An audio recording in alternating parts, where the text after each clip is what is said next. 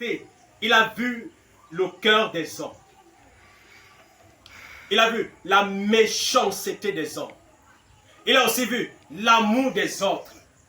Il a senti qu'à un moment donné, les gens les Israélites se sont tellement livrés à la guerre au point où l'usage de leur épée était déjà facile. Ils pouvaient utiliser leur épée facilement sur les hommes comme sur les animaux. Donc, ils avaient pour habitude de mater les gens. Il y a d'autres qui étaient méchants, qui se disaient, si je te tue, on va me faire quoi?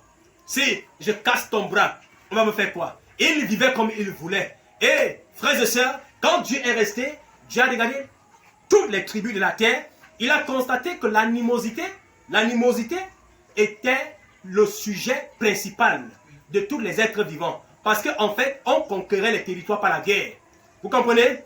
C'était la loi du plus fort. C'est le plus fort qui vivait. Si tu étais faible, on te chassait.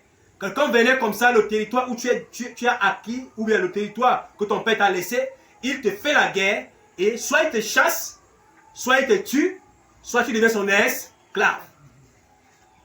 Alors, cette brutalité, la terre, à un moment donné, a connu son pic de la violence.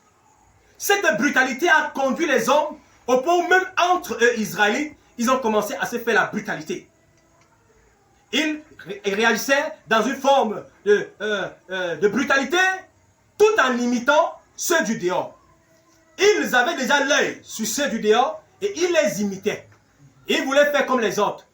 Comme aujourd'hui, quand on regarde l'Occident faire des choses, on veut les copier même quand ce qu'ils font n'est pas bien. Vous voyez un peu? On voit l'Occident a copié, bien aimé, a amené ses enfants à marcher torse nu sur les plages. Vous voyez? Nous, la culture, notre culture ici, nous avions cela pour abomination. Ce n'est pas du tout bien. On a grandi avec des parents qui nous ont amenés à savoir que ça c'est la prostitution, n'est-ce pas? Mais eux, ils n'ont pas de problème. Ils restent sur des plages, torse nu, avec juste des petites cordes sur elles et qu'ils appellent sous-vêtements. Les hommes maintenant, emportés par la cupidité, emportés par une vie de prostitution et de débauche, bien aimés, aiment ça. Et maintenant, cette vie, nous les Africains, on a copié et on a commencé à faire ça mal. N'est-ce pas? On a commencé à faire mal. Au point où on retrouve des jeunes filles ayant vraiment je vais dire quoi? Des jeunes filles venant d'une famille, même pour le respect de votre famille, il y a des choses que vous ne devez pas faire. Vous comprenez un peu? Même par respect pour vos familles, il y a des choses que vous ne devez pas faire. Même par respect pour votre père, il y a des choses que vous ne devez pas faire.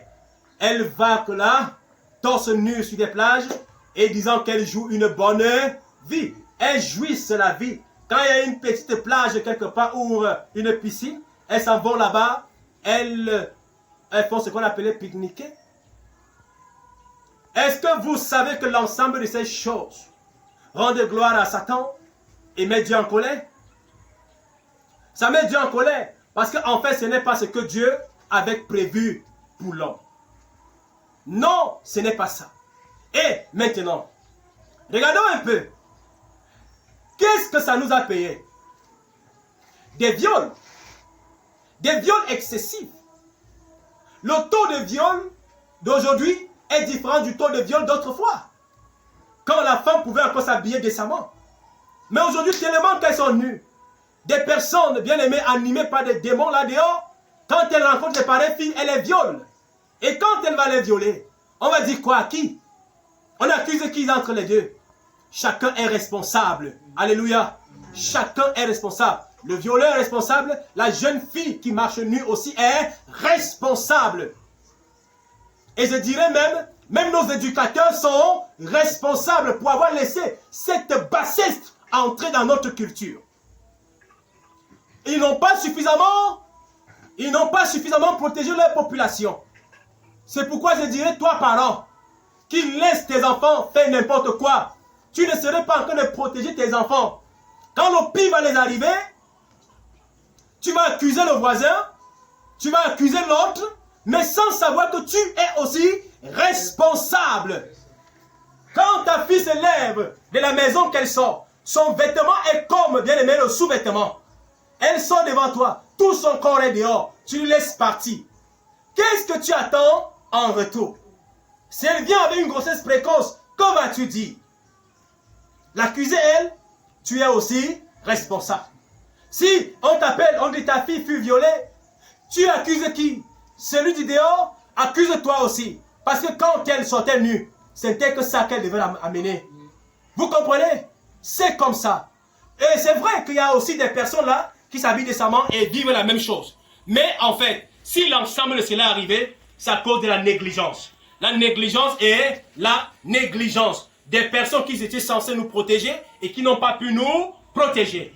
Si, bien aimés, pasteurs, évangélistes, prophètes, docteurs, nous sommes des encadreurs, des personnes qui sont censées en fait véhiculer à ceux qui nous écoutent un enseignement qui va moralement les structurer, physiquement les bâtir et spirituellement les élever vers Dieu.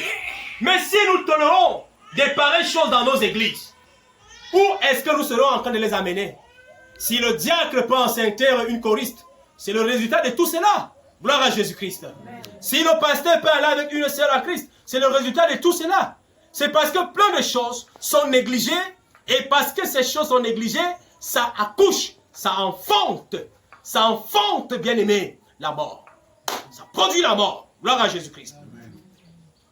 Le peuple d'Israël a laissé des choses entrer en eux, au point où ils étaient devenus tellement barbares, tellement agressifs, tellement bruts. Oh, quand notre Dieu dans les cieux a regardé la terre et a vu ce peuple qu'il aimait se comporter comme ça. Et c'est pour cela qu'il a établi au milieu de ce peuple des dirigeants. Et quand il a établi des dirigeants au milieu de ce peuple, il a amené le peuple à se soumettre à ces dirigeants.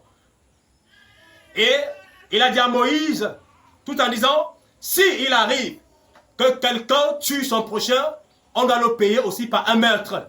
On payera bras pour bras, œil pour œil, dent pour dent.